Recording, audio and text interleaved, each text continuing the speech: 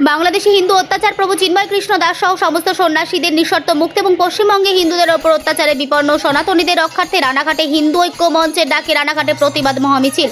উপস্থিত ছিলেন প্রাক্তন রাজ্য সভাপতি দিলীপ ঘোষ, সাংসদ জগন্নাথ সরকার সহ স্থানীয় বিজেপির বিধায়কেরা। বাংলাদেশে হিন্দু সমাজের ওপর অত্যাচার এবং সেখানকার হিন্দুরা এপারে আসলেও পশ্চিমবাংলায় এসেও তারা শান্তি পাচ্ছে না, তারা নাগরিকত্ব পাচ্ছে না, তারা এখানে অত্যাচারিত হচ্ছে।